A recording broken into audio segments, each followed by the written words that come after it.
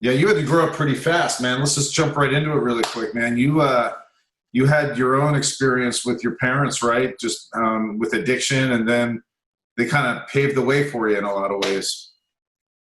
Yeah, so what it was like growing up for me is I grew up in a pretty dysfunctional home.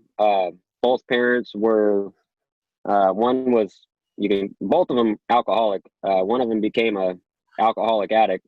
And so by the time I was 16, I moved out on my own and had to start working full time. And so at a really young age, I had to become an adult. So that's what happened. I found drinking at the age of 12, 13, and I wasn't just having a sip. I was drinking a pint of Bacardi by the time I was 14 a night. And so that's how I was able to disconnect from the things that were going on at home. And as growing up, as I got into my mid-teens, my parents got worse. They were around less and less. And finally, because of my dad's addictions, he lost his business, ended up in a van out in the field. And my mom took off with her latest boyfriend to Arizona. And I basically was left sitting in an empty apartment and had to start figuring things out on my own. Right. So I'm just going to be jumping all over the place here, buddy. But one of the things that I really hit on super hard with my clients, this just came to mind, so I know I'm just jumping everywhere. But we both have this kind of mentality that this is a process that begins at the beginning of our day, and that's been kind of I think one of the secrets to our success in sobriety and recovery is that daily diligence. So I don't know if it was you or Chris. Someone used the word perseverance the other day. I think it was vigilance. Vigilance. Vigilant. And yeah, Yeah. that's so important. So, what does that mean to you in your recovery journey? What I used to have, the routine that I had before was I used to wake up and race to my truck, and that's where I hit everything. And I would drink and do the drugs that I needed to get through the day. And I did that every single day. And that was my routine. Now my routine is to wake up and be grateful for what I have and read positive literature and make sure that I'm in the right mindset to go through the day and do positive stuff and not the negative things that I was doing before in my life. It seems like we both, we start our days off with things like gratitude lists, with recovery readings, just the fact that we're connecting every day. These things are vital, I think, for us to stay clean and sober and to have some peace in our lives. And yeah, it really is a mindset thing. It's all about our frame of mind for the day. Because if I'm still flashing, getting angry all the time like I used to in my addiction, I'm probably going to pick up again because, you do have to learn how to control those emotions, learn how to be pretty much like a new creation, I like to call it, man. We cannot be that old guy and expect different results. Do you agree with that? Oh yeah. Yeah. It's definitely about changing my routine, changing my thought process, changing, my outlook on life. It all has to do with, um, changing how I think about things, a shift in perspective. I used to be real negative. I used to be super negative, waiting for bad things to happen. And when you're in a mindset like that, bad shit's going to happen. Well, I'd say, early in recovery, it's important to get into meetings and get a good network of people in sobriety that are just trying to do the same thing you're doing. Maynard's said it over and over. I don't know how many times a day. The day you get out of here, go to a meeting. Get a sponsor as soon as you can. Find somebody that you relate to that has some time in recovery and some success in sobriety, and get close to them if you relate to them. Find people that in recovery that are like you, that you can befriend and go to meetings. I had an idea that I would, the day I got home, if I was able to go home because I was on the verge of divorce, that, I was going to spend the weekend with the family. Well, that's not what I did. I went to a meeting the night that I got home from Maynard's.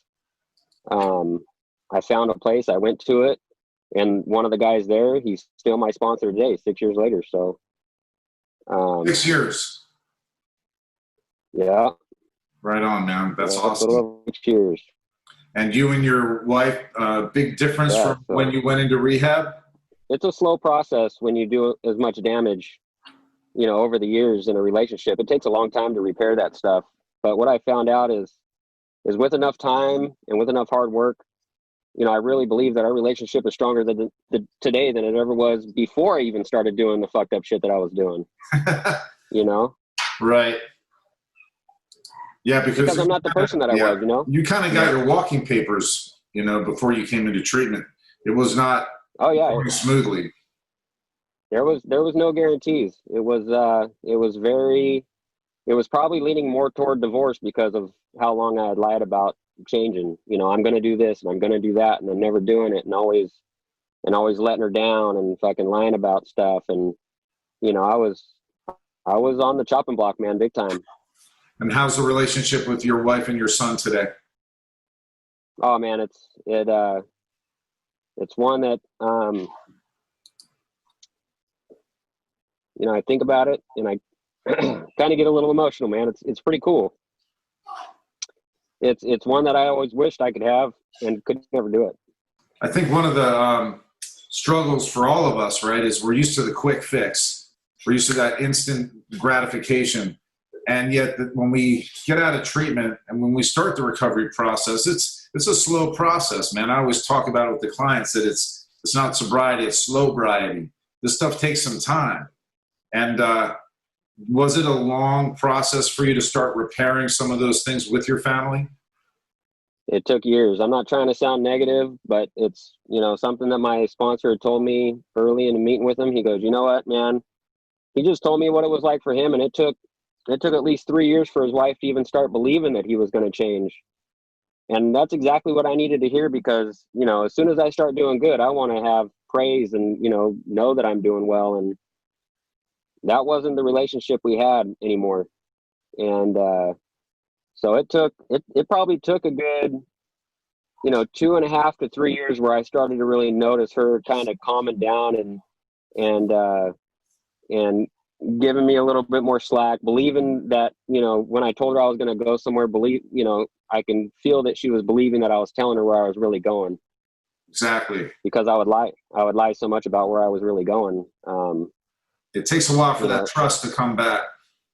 And that's why I think the term vigilance is so important because it it takes a lot of it, man. It really does. But worth it. Oh yeah. I wouldn't change it for the world. That's why I'm stopping halfway in my workday to sit down and do this with you. This is my life today. This is the things that I need to do to remember where I came from and why all the hard work is worth it. I can't even tell you how good my life is today. Well, we talk all the time. So, for the people that you're going to show this to, my life was falling apart. I wouldn't have the trust that I have in my wife. I wouldn't have the relationship I do with my son. I wouldn't even be here. It's the reason why I'm taking time out of the middle of my workday to sit down and do this with you because sobriety comes first. It comes before anything else. I wouldn't have the things in my life today if it wasn't for Alcoholics Anonymous and meetings and the people in it. I work really hard every day, and it's more than worth it. The harder I work, the better I feel. The harder I work towards sobriety, the better I feel. It's the craziest thing. It's a good thing. It's a great thing. I wouldn't be here. I in just 6 short years, my wife and I have a better relationship. I'm a better father. I started my own company. People trust me, and I'm trustworthy. And I wasn't that before. And it is possible to stay connected during COVID because we are hitting the Zoom meetings. We're chatting like this. We're still connecting, sending gratitude lists in the morning. And I mean, it's possible. You just got to adapt to your situation, man. How bad do you want to stay clean and sober, right? Oh yeah, that's the real question that's asked as soon as you start sobriety is, are you willing to go to any length? I'm not somebody to sit in front of a camera and talk. I didn't want to do that, but right. But I want to stay sober more than I want to have to risk, going back to the old life. I don't want to do that. Right. Right on, man. Well, I do appreciate that you did stop your day to talk to me. I kept you a little longer than I promised, so thanks, man. It's all good. Thanks for asking me, and I appreciate the chance to talk with you. Right on. All right, buddy. Have a great rest of your day. All right, you too. We'll talk to you soon.